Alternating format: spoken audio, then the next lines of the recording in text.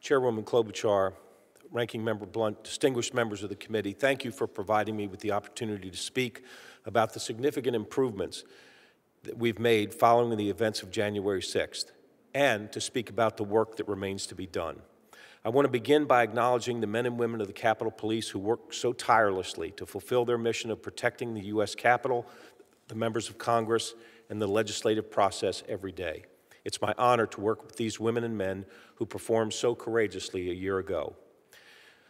And while I'm proud of our officers, the events of January 6th did expose critical departmental failures and deficiencies with operational planning, intelligence, staffing, training, and equipment. I'm pleased to report that we have addressed a significant portion of the many recommendations issued to the department. In fact, of the more than 100 recommendations issued by the Inspector General, we have implemented and are addressing over 90 of them. The staff report issued by your committee listed 5 recommendations directed to the United States Capitol Police. I can tell you that the department has implemented or is in the process of implementing each one of them. I'm prepared to discuss many of the recommendations today, but understanding the time limitations, I'll focus on the improvements that are the most impactful and that address the core of the committee's findings and conclusions. I've provided under separate cover for inclusion in the official hearing record a more complete formal statement that includes a detailed list of all the department's post-January 6th improvements. The committee concluded that an important contributing factor to the breach of the Capitol was the lack of a department-wide operational plan for the joint session. An important first step we took to address that concern was the onboarding of a former Secret Service official with extensive experience in major event and national special security event planning.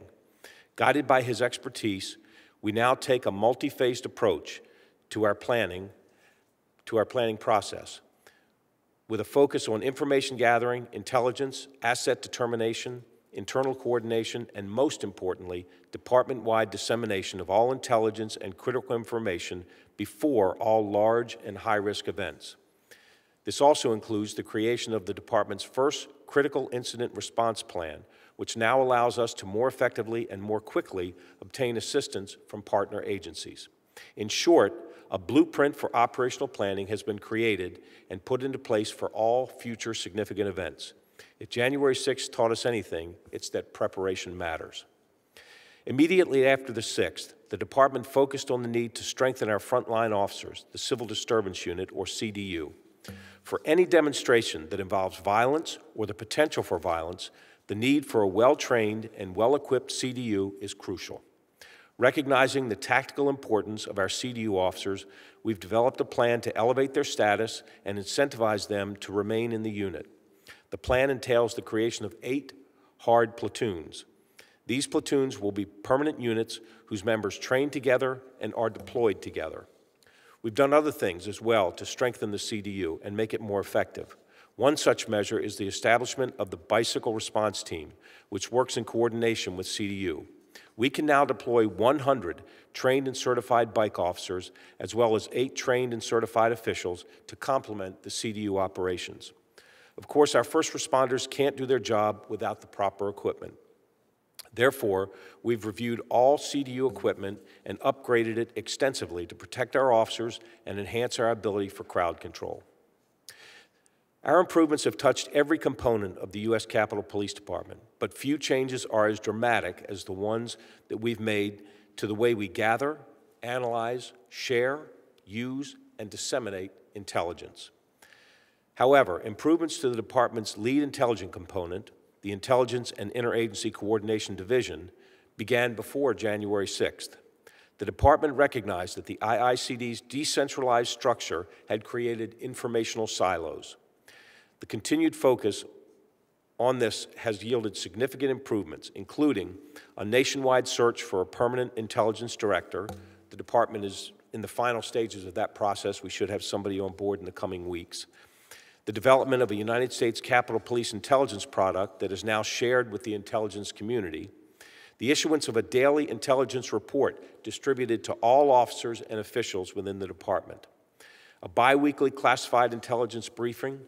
Coordination with intelligence and law enforcement partners in advance of large or high-profile events. the realignment of task force officers to enhance intelligence sharing and dissemination, and the authorization for increased staffing. In fact, we've added 9 new intelligence analysts. We continue to be forward-looking in our efforts to ensure that the Department has a strong and proven intelligence collection, analysis, and dissemination program.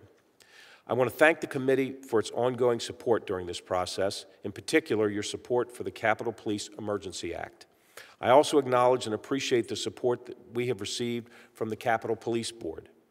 Today, I'm confident that the U.S. Capitol Police Department has made significant progress addressing the deficiencies that impacted the department's response on January 6th.